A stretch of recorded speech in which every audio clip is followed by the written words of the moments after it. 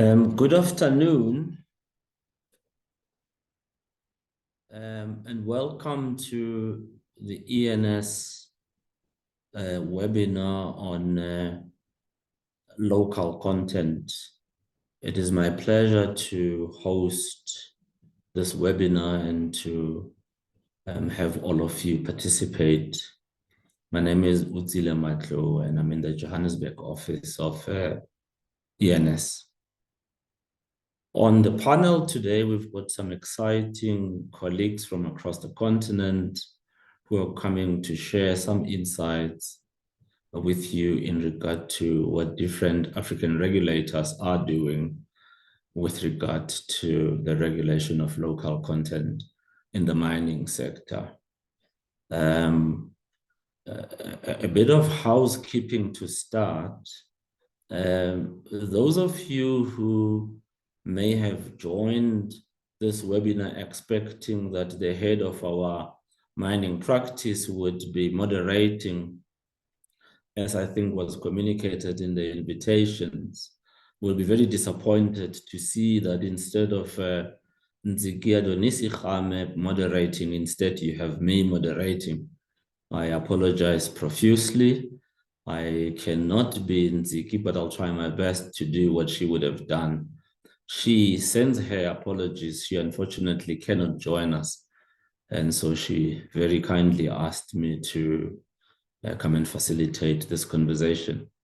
So I agreed very happily to step in to fill in her rather large shoes. On the panel, we have Farquhar Morrison from Accra, Ghana, West Africa. We've got Dorencia Pillay from Johannesburg, South Africa. We've got Guillaume Blanc from all over the continent, but mostly somewhere in the Francophone part of the continent. Donald Nyakairu from Kampala, Uganda. Tony Gakuru from Nairobi, Kenya. So really, we've got a very exciting panel, and we've got Kennedy Harasep from Windhoek in Namibia to try and cover the broad spectrum of what we see happening in local content in the mining sector. ENS is, of course, a Pan-African law firm with offices across the sub-Saharan regions of our beautiful continent of Africa. And what we thought would be useful in this conversation is to hear perspectives from the different parts of the continent about what African regulators are doing with regard to the regulation of local content. And so to get straight into it, Parkwesi, I'm going to start with you and just ask you to share with us what the approach is of the Ghanaian authorities in the regulation of local content in the mining sector, just in general, to kick us off. Thanks. Thank you, Utsile, and thanks for the kind introduction. My name is Farquhar Morrison. I head up the mining practice in Ghana. Pleasure to be with you, and thank you for having me. So in Ghana, local content, specifically described as local content and local participation, looks to encouraging Ghanaians to participate and to be involved in the mineral and mining industry in the country. The approach is, if you like, quite strategic, because the way I see it is that the regulators seem to focus more on where Ghanaians would have some comparative advantage to be able to participate and therefore concentrate in that regard. So there's a lot of focus more on mining support services, the entities that can be involved in mining support services, the employment in the mining support services, the kind of services that is required also to be provided if you take say insurance, say financial services, say legal and accounting services, you realize that there's some restriction into the use of these professional services. And there's a requirement that mining companies would rather use local entities to provide these professional services than not.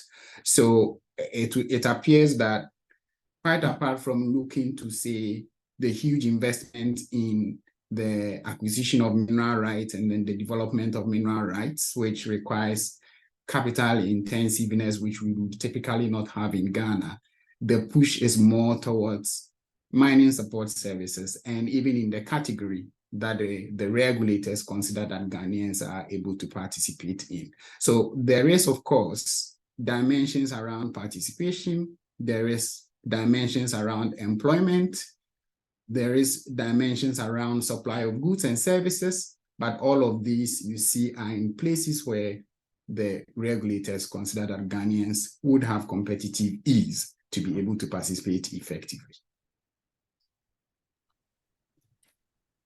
Thank you very much, Pakwesi. I was just wondering whether perhaps Donald can come in from a Uganda perspective just to share with us whether, given the framework that Pakwesi is outlining, what the Ugandan authorities are doing from a local employment perspective. Are there any rules around local employment, any obligations around human resource development and training of Ugandans in the mining sector? So Donald Nyakairu, if you can come in, please. Thanks. Thank you, Sile. Thank you for giving us this opportunity. My name is Donald Nyakairu. I'm a partner, ENS Uganda, and I head up the Energy, Mining and Infrastructure Department. Now to your question, I think we need to go back and see what is driving the regulation of mining and in Africa today. I think the main driver is the Africa mining vision, which the heads of states came up with in, I think, around 2009. Uganda's Mining Act is a new act based on that vision.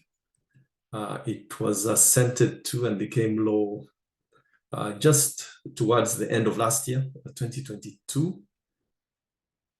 And apart from other areas where the act tries to ensure that local content is giving emphasis, amongst the various aspects, and going to your question, Osile, on employment, it specifically talks about employment of Ugandan citizens by mineral rights holders, and the holder of a license or a permit is supposed to conduct training programs for the benefit of employees, supposed to undertake capacity building for the employees, and they are only supposed to engage non-citizen technical experts if they can't find local ones. And they're supposed to have a plan as to how they replace those employees with citizens in a prescribed manner. The regulations prescribe how they're supposed to replace them over time. And they're supposed to have recruitment plans, staffing levels, and all this is given in a plan when the prospective miner is applying for a license. So, and this is monitored by both the ministry and the department in the ministry that is given this responsibility. And in the long run, the idea is to have Ugandans who are able to manage these mines and do the work in the mines. So that is where Uganda is going right now. Thank you. Thank you very much, Donald. And I couldn't help but notice going through the Ugandan mining legislation that a few concepts have been borrowed from the South African mining regulatory framework, particularly around local content and the need to develop plans to deal with all of these things. And so to range in South Africa, we've had now the Mining Act for a very long time. Everyone, certainly of my generation, continues to call it the new Mining Act, even though it's been in force since 2004. What are some of the things that you've seen happening in the South African context that perhaps people in Uganda who are seeing this prescribed plans for the first time can learn from the SLP? What are some of the interesting things that you've seen and challenges that you've seen that you want to share with us? Thanks, Otsile, and good afternoon, everyone. I am Dorentia Pillay, a senior associate in the Natural Resources and Environment Department at ENS, based in Johannesburg, South Africa.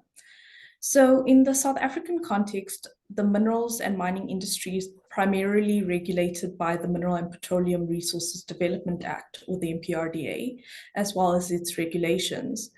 Now, two very important objectives of the MPRDA are contained under sections 2D and 2F, which relate to the substantial and meaningful expansion of opportunities for historically disadvantaged South Africans, including women and communities, to actively enter and actively participate in the mining and minerals industry, as well as the exploitation of the nation's resources and the promotion of employment and advancement of social and economic welfare of South Africans. Now, these objectives are meant to inform all plans and charters and programs that flow from the MPRDA. Now, in granting a right, the Department of Mineral Resources and Energy, or the DMRE, must satisfy itself that the granting of such right will further the objects of the MPRDA, including the social and labor plan commitments, as well as the mining charter contemplated under Section 100. Now, in order to ensure effective transformation of the industry, the MPRDA requires the submission of a social and labor plan, or an SLP, as a prerequisite for the granting of such rights. An SLP requires the applicants to develop and implement comprehensive human resource development programs, mine community development plans, housing and living conditions plans, as well as employment equity plans. And the objectives of an SLP is to promote employment and advance the social and economic welfare of all employees, uplift stakeholders within the communities in which those mines operate, and contribute to the transformation of the mining industry. SLPs are also there to provide for the management and downscaling and closure to minimize the impact of commodity cyclical volatility, economic turbulence, and physical depletion of mineral resources on employees, regions, and local economies.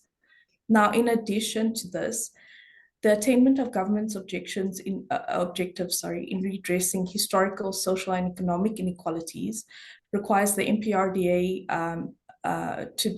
requires the DMRE to develop under the MPRDA a broad-based socioeconomic empowerment charter that sets out the framework for targets and a timetable for effecting entry into and active participation of historically disadvantaged South Africans into the mining industry.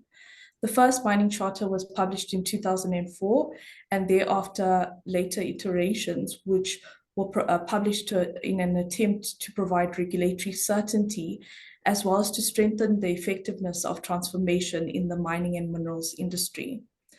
Now, although there's no ownership requirements involving government participation in mining rights or mining operations, the mining charters required a minimum of 26% Black economic empowerment or BEE shareholding in the mining venture. During the latest iteration of the mining charter, it tried to increase this shareholding to 30% for existing rights holders. However, in a recent court case, the courts recognized the flow-through principle as well as the once empowered, always empowered principle, which provides that historical transactions concluded at any level which achieved 26% empowerment were recognized as being compliant for the duration of the mining right. Now, new mining rights must, however, achieve a minimum of 30% BEE shareholding at any level, although the distribution of this shareholding is no longer prescribed. The mining charter also sets out targets for employment equity, HDSA demographic representation, targets for total spent on mining goods procured, as well as targets for services which must be procured from South African-based companies. Over the year, there's been much controversy surrounding the status of the mining charter, as well as ownership requirements imposed by it. But a key takeaway in South Africa's current climate is that the mining charter is only a policy document and not binding in law. And it only binds rights holders insofar as those terms have been lawfully incorporated into such rights.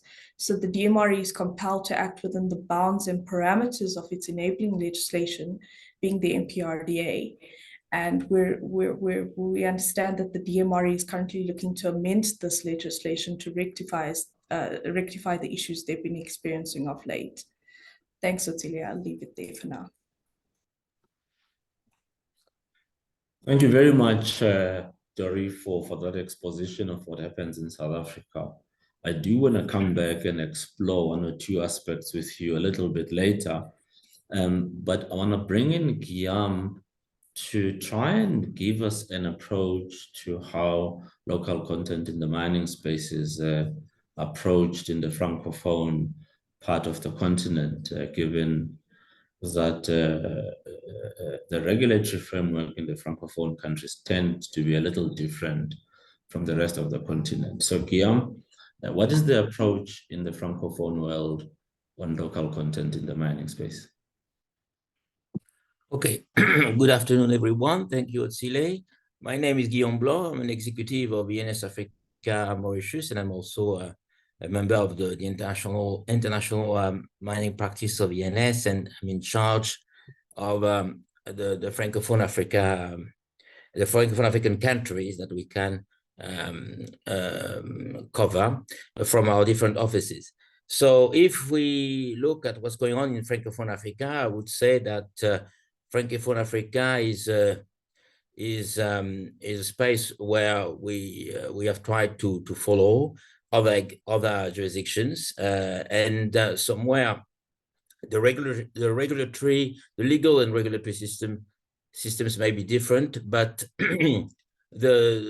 we find many similarities with what has been explained already by my colleagues. I mean, the objectives are the same. It's all about promoting local content, local participation, local empowerment in different ways, and in terms of employment, infrastructure, supply of goods and services. So in that regard, there are not so many differences between the objectives that are pursued by the regulators in Francophone Africa and what we have seen in the other countries. So in Francophone Africa, what may be a specificity is that local content has been implemented in two different ways, generally, either through the revision of the mining legislation, through amendments to the mining codes or the mining acts that were in force, or local content has been made mandatory through the enactment of a special legislation that applies to the mining sector, which is a solution that has been adopted in Senegal in 2022. And another variation of that model is the enactment of a legislation that applies to local content in all industrial sectors, including mining. So an example of that option is that mechanism is what we have experienced in the DRC. In the DRC, you have an act which is called the Subcontracting Act that applies to subcontracting and the supply of goods and services in all industrial sectors and not simply mining. So which means that the mining companies need to comply with local content requirements as included in the mining code of the DRC, but in addition, they need to comply with the act on subcontracting. And guess what? There are inconsistencies between the two acts, which is already one of the problems the mining companies have to deal with. But as you can see, local content requirements become more and more general, more and more implemented, and with very specified and quantified quotas and requirements to be met, and under different pieces of legislation. So it becomes a major factor to be taken into account for the feasibility of mining projects. Thank you very much, Guillaume, for that. And the thing that is at the back of my mind as I listen to all of these regulations across the continent is, what are the different approaches that governments are taking to implement these local content rules? So what vehicles are used by the different governments to implement? And I'm wondering, Guillaume, if you can share an example or two of those vehicles that you've seen being implemented, whether it's plans, whether it's trusts, community development arrangements, just whatever you can share that you've seen in one or two of the Francophone countries. Okay, so in terms of vehicles, when I hear vehicles, I'm thinking about entities, organizations that are designed to implement local content. So I would say that there are the main organizations that all the mining companies need to be familiar with are the organizations that have been specially established by law to design the local content policies, but also to implement the local content regulations, to check compliance with those regulations, control and apply sanctions. So I would take two examples to address your question, Osile. In Senegal, we have a joint committee which groups officials who apply the same local content requirements to the oil and gas industry. And to avoid inconsistencies between the regime applicable to oil and gas companies and mining companies, a joint committee tries to apply as much as possible the same requirements to the mining industry. It is a special joint committee reporting to the Ministry of Petroleum and the Ministry of Mining, and they jointly try to apply consistent requirements in terms of local content for all the extractive industries, including petroleum and mining and quarrying as well. That's one example.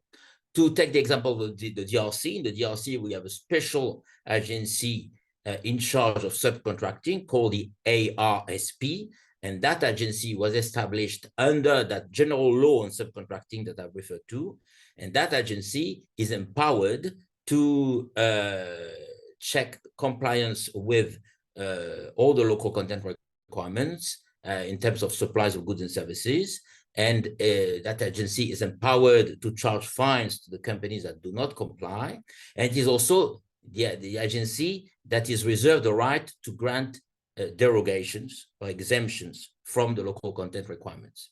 And that agency is very powerful, and it is taking action, and it is charging millions of dollars in terms of fines to companies that haven't complied with those local requirements in the DRC. So now we are now in a situation where local content becomes a reality.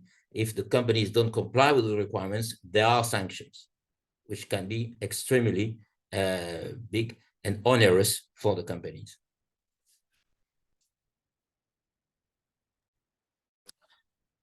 Thank you very much for that, Guillaume. And I want to bring Tony from Kenya to just talk to us about how the Kenyan authorities are approaching the question of implementation of local content requirements in Kenya. What are the requirements and the obligations on holders of title, and what are the plans that government wants to see implemented?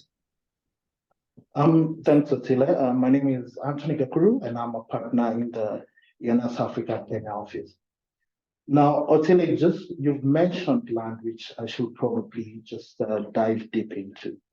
And there's a push not to have any freehold leasing, freehold land sort of held by any foreign entities. So the push with the land ownership or leasing of land is that, any foreigner coming in and getting, land for purposes of mining, then they will be required, to have a leasehold sort of entitlement to property.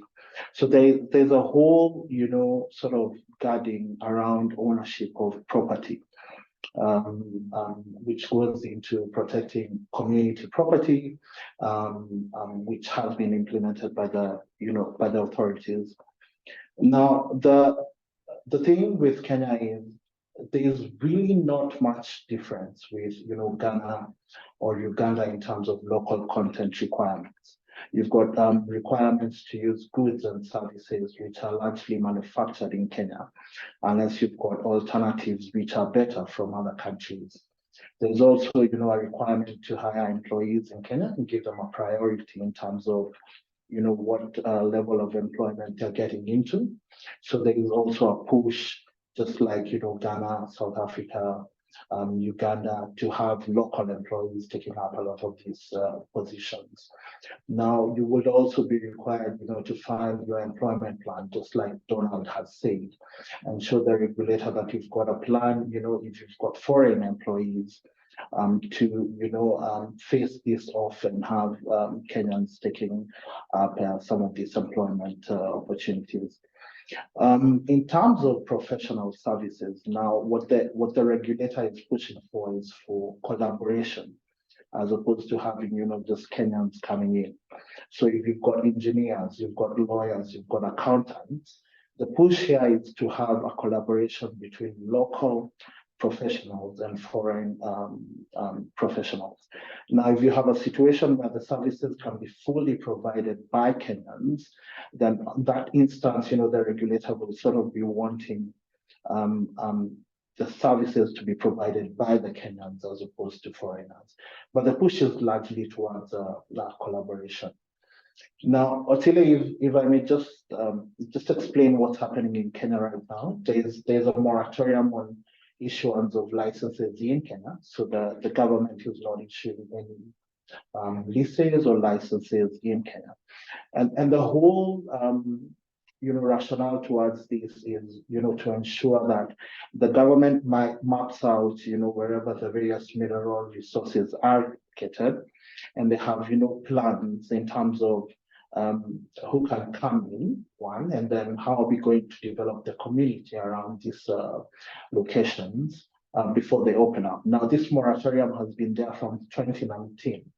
And it has been, affecting, foreign, investment in terms of people coming into the mining sector in Kenya. So that's just one key aspect which I'd like to mention about the Kenyan regulatory environment. Thank you very much, Tony, for that. And what is clear to me is that there's a commonality of approach for African governments to deal with this question of local content.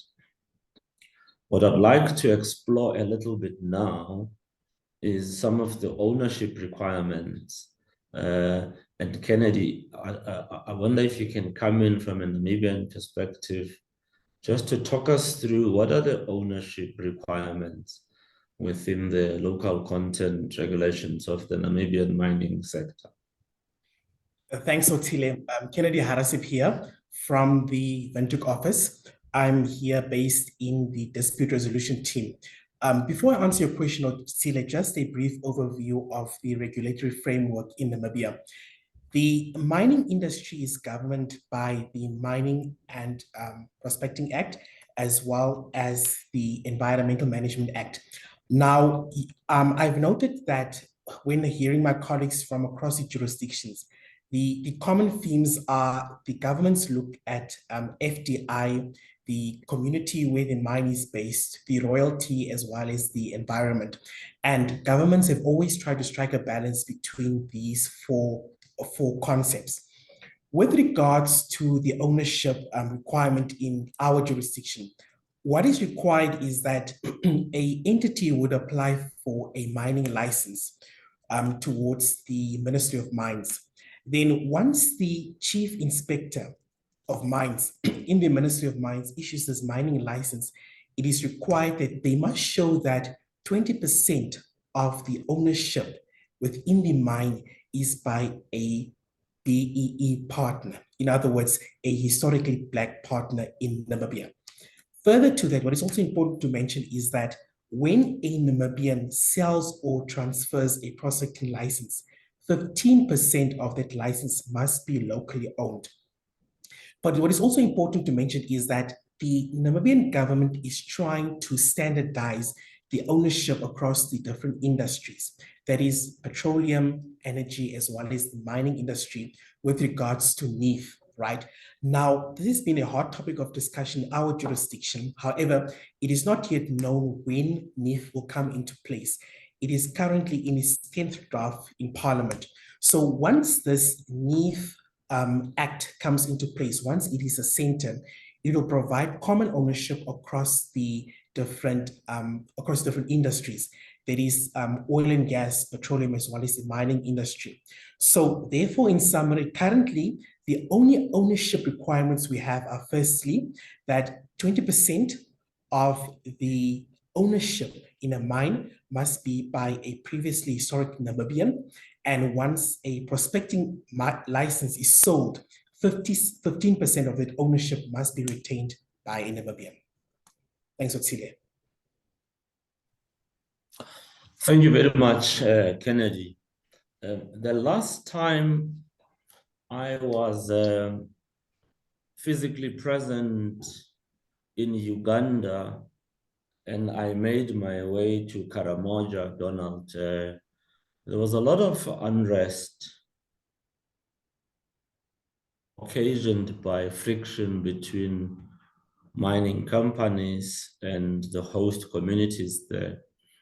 And I was wondering if you could come in to speak a little bit about what's currently happening there, particularly with reference to the community development agreement and arrangements that may be in place there, and how successful are these, or what are some of the challenges that you see? Thank you, Osile. I think your visit must have been before the Mining and Minerals Act 2022 came into place.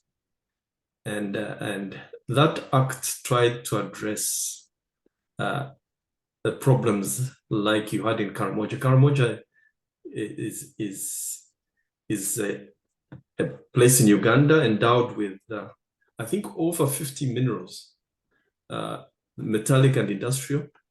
And I think they've also found some green minerals recently. And it's an area where the community is poor.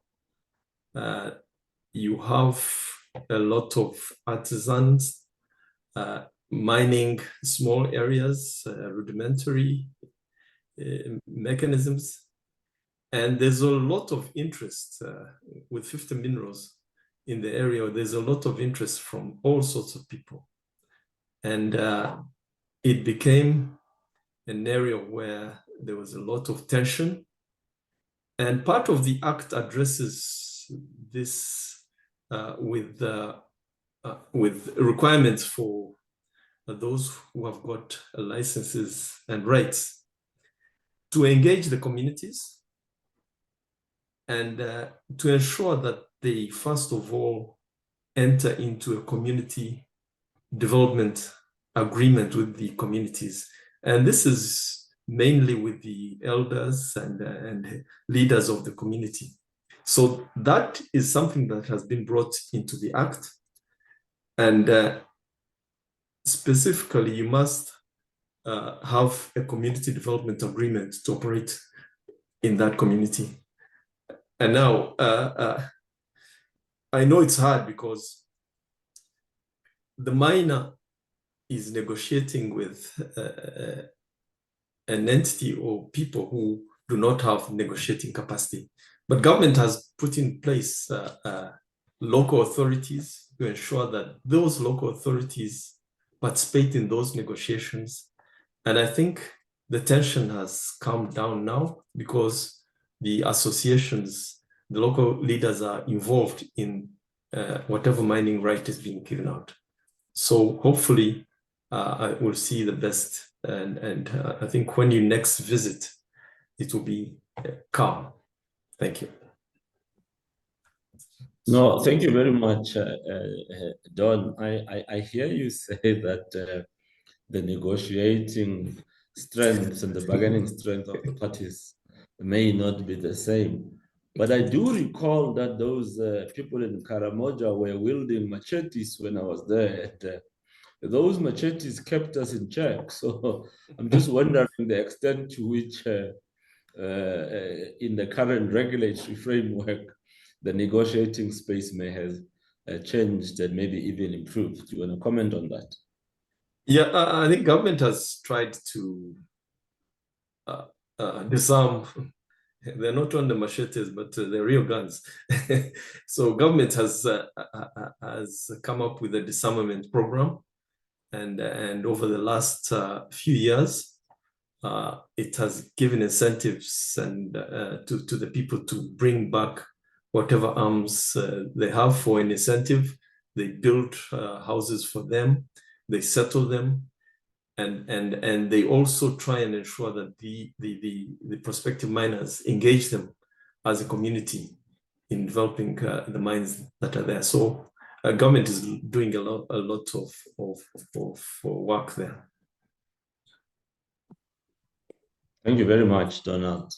If we could turn our attention to away from the regulatory framework and the requirements to the realities of implementation on the ground, and to test success factors and to see how jurisdictions are doing. And Pakwesi, if you don't mind, let's go back to West Africa and try and understand what's happening there. There's a lot of Galamsey activity that has caught the global attention. Your president has spoken quite extensively about it. What are the successes and effectiveness that you have seen of the Ghanaian local content regulations, and what have you seen as challenges? Thank you, Otile.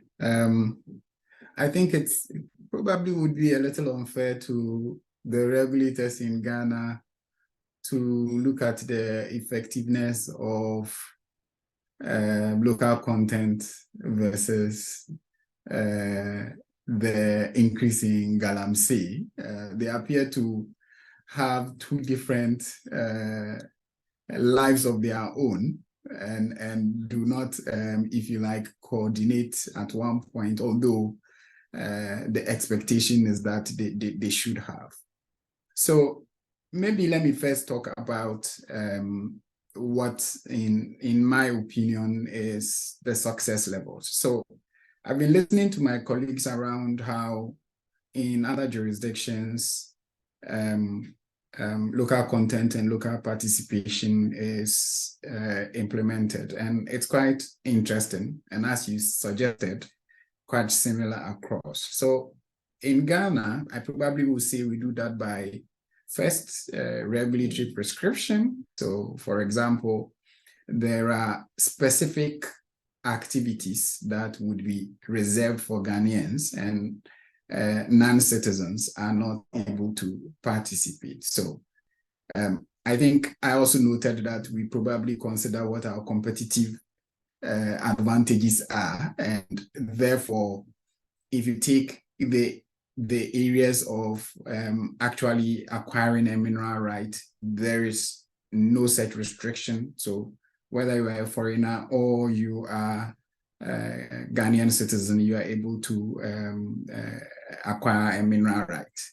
But when it comes to mineral support services. There are 3 classes: Class A, Class B, and Class C. And if you take Class B and C, for example, it's specifically restricted to Ghanaians, and it is only companies that are owned by Ghanaians that are able to participate. If we moved on from there, say, to even procurement, there's also a requirement that for certain services, only companies that are incorporated in Ghana are able to provide it to mineral and mining companies. And therefore, that's also a prescription. Same way, if you get into employment, you would find that there are specific areas that Ghanaians are to be employed in. So if you take, for example, a position like a general manager for a mining company that's been in existence for 3 years, there's a requirement for that to be awarded to, that post to be awarded to a Ghanaian. You would also find, for example, that for all non-technical and non-engineering employment, it is supposed to be going to Ghanaians, plus all positions below supervisor in mining companies also to go to Ghanaians. So there is regulatory prescription, which is one of the means by which the regulator would monitor and control performance in that sector. Then we also have, quite apart from the prescription, where there is some kind of self-regulation. So if you take, for example, say, employment of expatriates, mining companies are required to provide programs and detailed particulars of those programs around how they justify the employment of expatriates. And it is only when these are approved that you get quotas based on which you are able to. These plans are required to be, if you like, updated and produced, say, every 3 years or sometimes 5 years to show whether or not you are complying with these requirements. The plans themselves are also supposed to, if you like, set out clearly what strategies and what plans and what training programs are being put in place to ensure that we are moving from employment that's previously occupied by expatriates to get into those that are now to be occupied by Ghanaian citizens. So that's, in a sense, is how the regulator seeks to make the regulations effective. Now, there is a list of items which by prescription, goods and services which by prescription are required to be provided by Ghanaians. And over there to what we see the regulator do is that they would usually update the list. And the last time the list was in vogue was there were 41 items that were there, and now it's 50, which means that there is some incremental movement towards getting more and more local content into the mining industry, thereby achieving the aims of the regulator. So there is a continued adjustment of the requirements to deepen local content participation and involvement in the mining industry. Then the other dimension is also reporting requirements. So you are supposed to, if you like, make semi-annual reports as to what your compliance with local content procurement obligations that you have yourself have set out has been. So there is reporting requirements, semi-annual and annual reporting requirements that are supposed to be complied with. Then we have penalties for breach, which is quite clearly stated, and everybody is sort of aware of what the outcomes are if you were to breach and continued to breach. And some of them are a daily charges of about $10,000 and thereabouts, which is quite punitive. And most importantly is that there's continued monitoring by the regulators to ensure that mining companies are compliant. Now, if I probably would then step away to go into Galamsey. So Galamsey is quite tricky. It's politics and economics combined. And because of that, regulating Galamsey is quite difficult. Recently, what had occurred was for the country to develop, if you like, community mining concept, where rather than allow individuals to get into small-scale mining, which is unregulated and illegal, that it will become legalized through the use of community. And on that basis, it can be regulated. To some extent, it's achieving some results, but it is also making people still go underground and use the community mining as a means to still continue engaging in illegal mining. But the future still is bright. Thank you. Thank you very much, Pakwasi. And for the benefit of those that may not be familiar with the Ghanaian concept of Galamsey, in South Africa, we call it zamazamas. It's this idea of illegal mining or unauthorized mining through the use of unconventional rudimentary methods.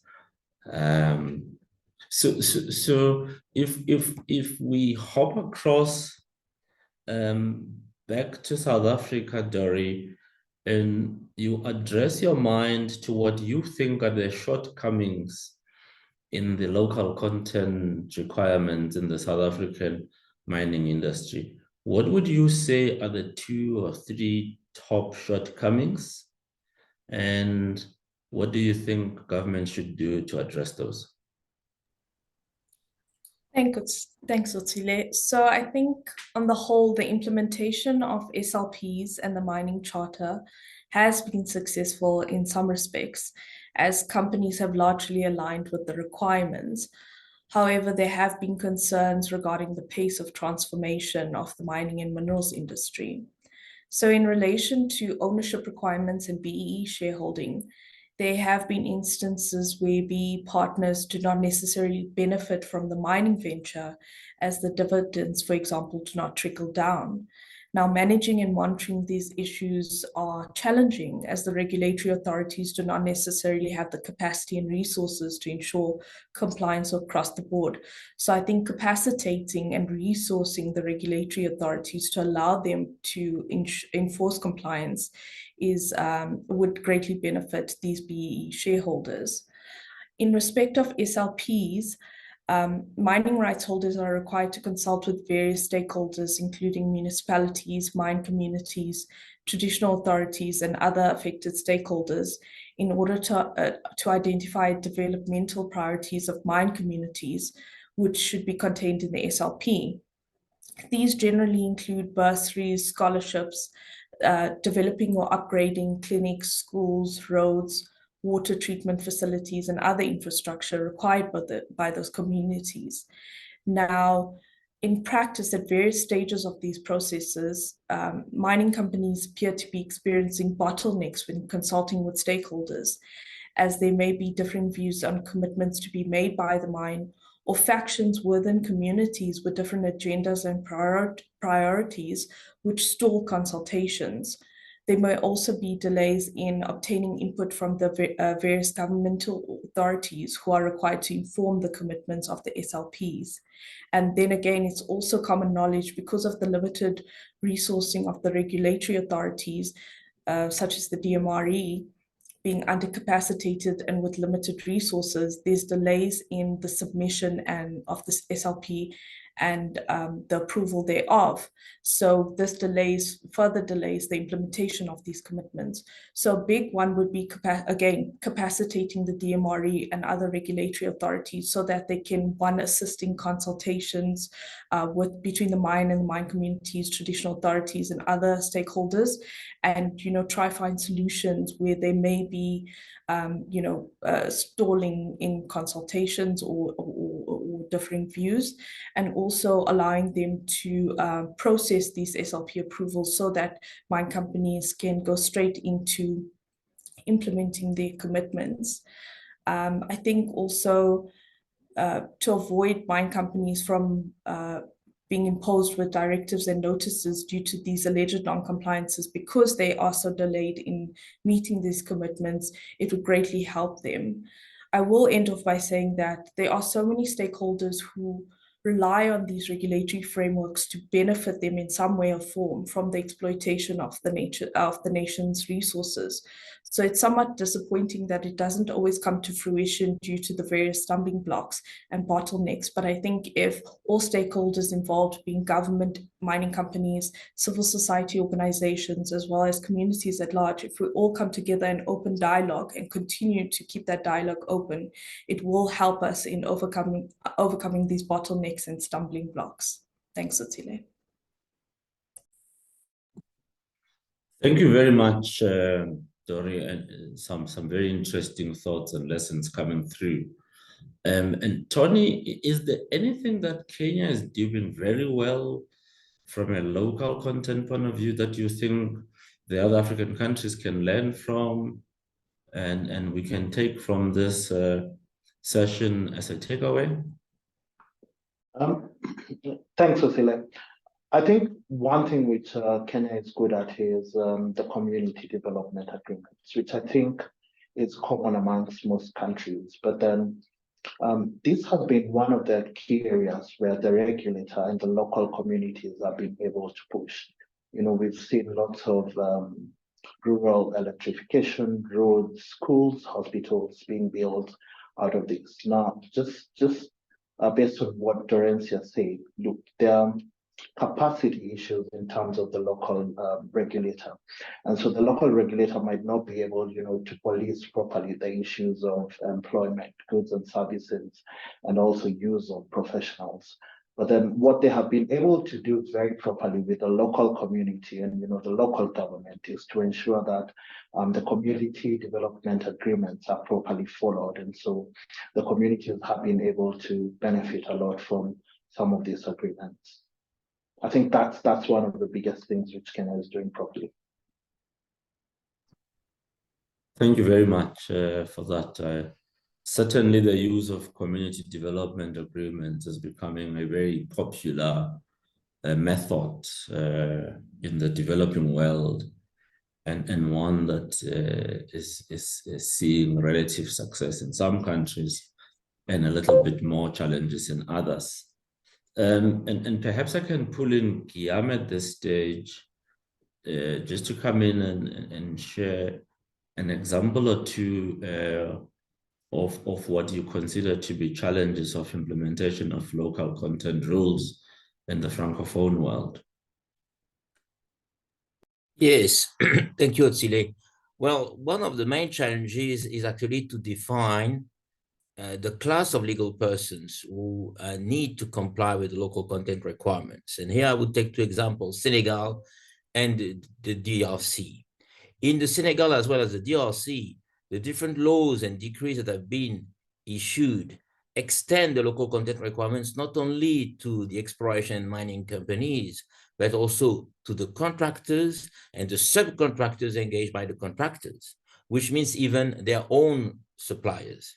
But even those local suppliers, they need to import equipment assets or goods or from overseas, or they need to procure services from overseas, even for their own organizations. So the difficulty is that the laws and decrees don't limit very precisely the class of legal persons who are obliged to comply with the local content requirements. And it is a difficulty because at the end of the day, all those companies have their own contractors, and subcontractors, and suppliers, and there must be a limit to the number of companies down the chain that must comply with local content requirements. Because otherwise, it becomes too onerous for the entire industry, even the local companies, to comply with all the local content requirements. So inevitably, it means that there is a growing number of companies that are in a situation where they need to ask for exemptions. And another difficulty is that the conditions under which those exemptions must be granted are not defined by law. And therefore, in that situation, many companies are left to decisions that are taken on a pure discretionary basis by the agencies and the committees I've described earlier.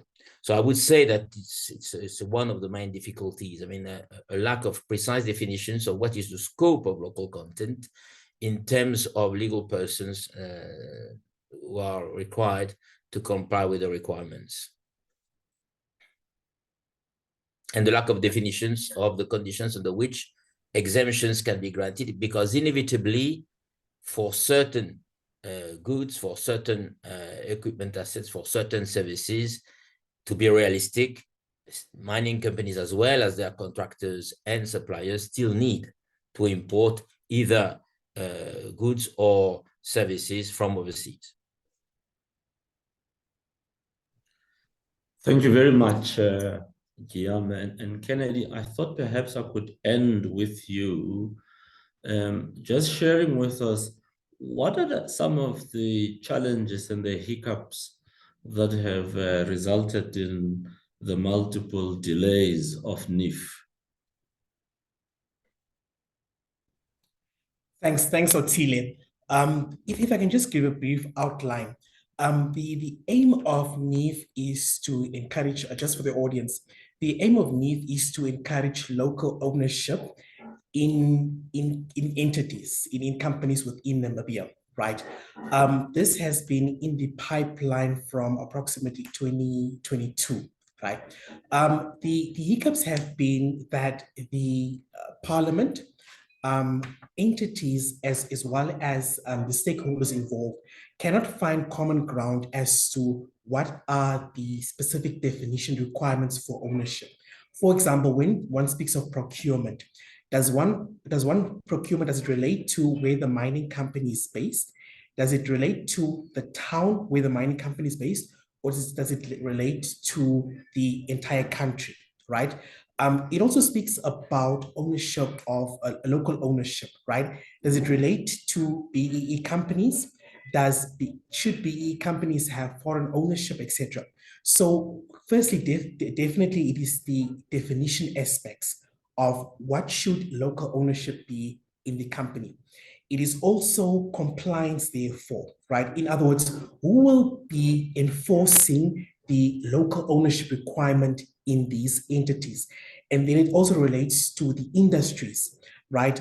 Parliament cannot find common ground as to which entities or industries should NIF comply with. So those are the three fundamental aspects why NIF cannot be implemented or cannot be assented by the president. Our hope is that because taking into account the fact that Parliament cannot find common ground, this creates uncertainty for foreign investors, right? Because one of the pillars of a foreign investor, he wants to know what is the regulatory framework, right? So if the regulatory framework in Namibia is uncertain and we do not know or we cannot project what the future will look like, this generally scares off foreign investors. So our hope is that Parliament can find common ground and that NIF can be implemented within the next year or two. Thank you very much for that update and insights, and to the participants also to thank them for their participation. If there are any questions that any of the participants have, I've been monitoring the chat box. If you pop them in the Q&A box, if you pop them in there, we will answer them certainly during this session. And if we haven't covered them by the time we get off this call, we will answer those questions and mail them back to you. So I encourage you to ask as many of questions as you may have, so that we can benefit from the insights of the collective here. Donald, I'm gonna go back to you, if you don't mind, as an elder statesman of law on the panel here. If you were to advise the African regulators in general terms across the continent about the priorities that Africa must set for community benefit and community development, what would you suggest African governments must do? The one or two things that you believe will set our continent on a stronger footing? Yes, I think first of all is, I don't know whether any other country has adopted what Uganda has adopted to set up a national mining company. I think it's a new innovation, and this national mining company is supposed to step in where there are no takers of private takers of mining activity. So in one way, that would help help the communities in those mining areas. So that's one aspect. I think what needs to be set up, in my view, is some sort of a fund to set up structures, local content requirement fund, because right now you set up these requirements, monitoring is difficult. You don't have the funds to monitor, and you have the law, it's in place, but you can't implement it, you can't monitor it. So you're really back to square one. So what I would encourage African governments, African leaders, they can set up an African fund or in their own jurisdictions to ensure that they're able to implement what they legislate. That's what I would do. Thank you. Thank you very much, Dawn. There's a couple of questions in the Q&A that I thought I could deal with. The one question comes from Nozi Zulu, and it says, in the DRC, are there any additional local content requirements imposed by local or provincial authorities? And so, Guillaume, please prepare to answer that. But before you answer, let me deal with the other question so that Kennedy can prepare to answer it. And that deals with the Namibian situation. And the question says, Mr. Harasep, in light of the green hydrogen rush to Namibia, does NIF or the dragging of legislative feet pose a threat to investor confidence and downstream investment from the rush? Where is the common ground between the local interest and economic development promised by the rush? So if I can ask Yam to answer first, followed by Kennedy. Okay, thank you, Otsile. So regarding the DRC, in the DRC, it is true that the provincial governments are empowered to issue additional regulations and edicts. Those regulations can't conflict with the mining code of the DRC or the subcontracting act that I've referred to, and that general legislation that applies to the supply of goods and services in all industrial sectors. So it means that those provincial edicts are more edicts that try to include their own interpretation made by the governments, the provincial governments, as opposed to new additional requirements that would be added to the ones that are defined under the national legislation. But because there are variations between the interpretation of different concepts, I also referred earlier to the lack of definitions. It is true that there are variations in the conditions under which the local content requirements are interpreted, defined, and applied at provincial level.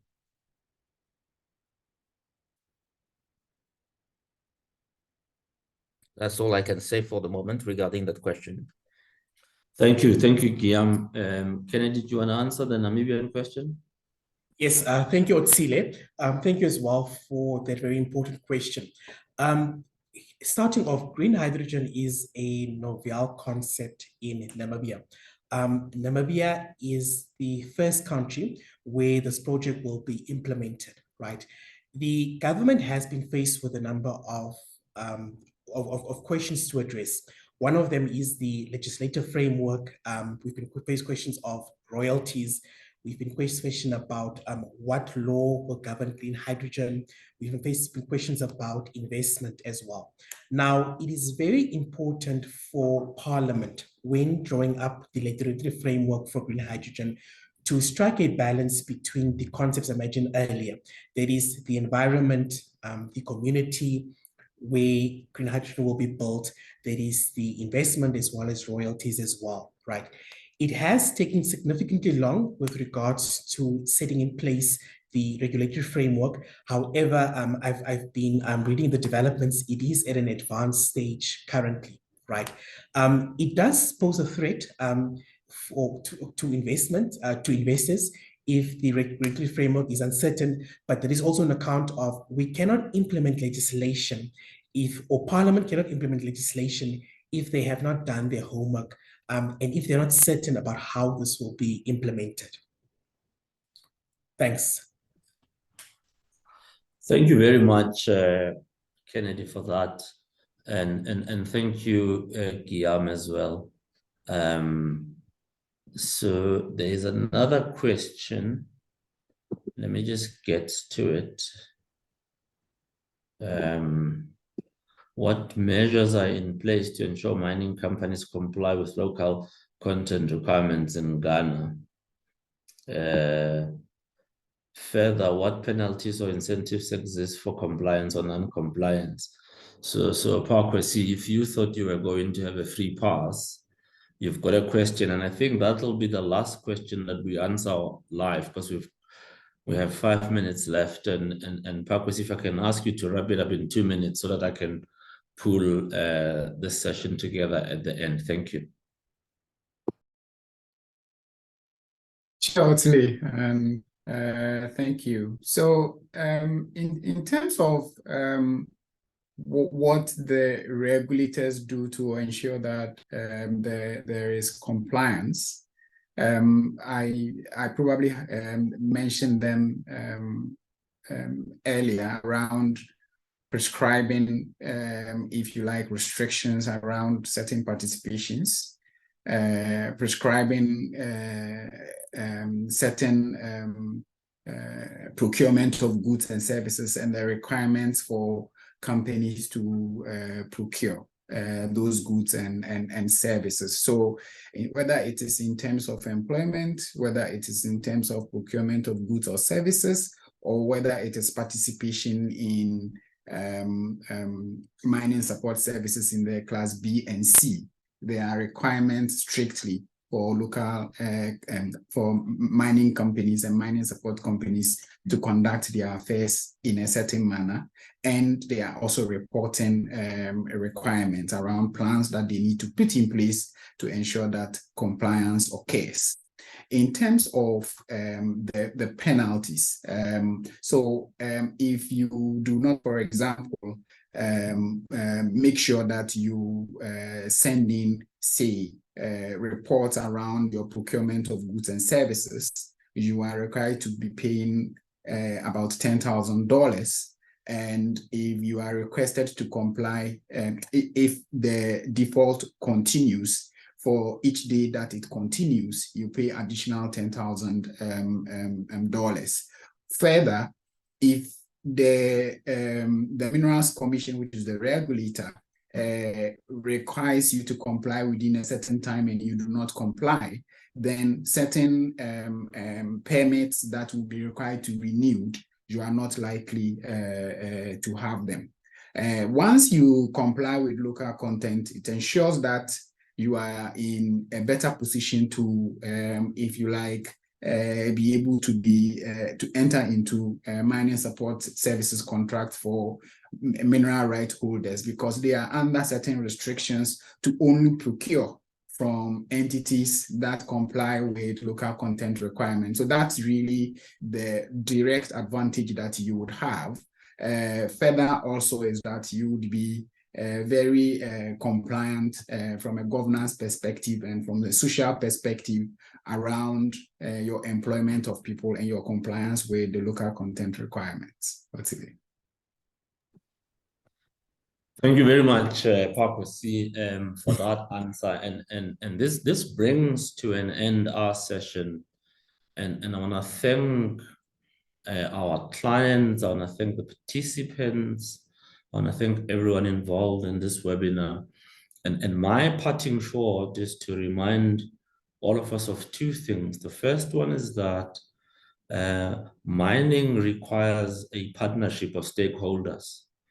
Investors, operators, communities, employees, service providers, all of us need to come together and work together in order to make a success of the mining industry for our continent. That requires government to regulate for the benefit of all and not to the benefit of some. It also requires those of us who are charged with the provision of legal services to the industry to discharge our duties dispassionately in the best interest of our clients and our continent. And with those words, also to say, we have a mining practice that spans the continent. We're able to cover client requirements across all aspects of this industry in most of the jurisdictions on the African continent. So we are a partner that you can work with in doing this work. And I want to thank everyone for their participation. Thank you very much.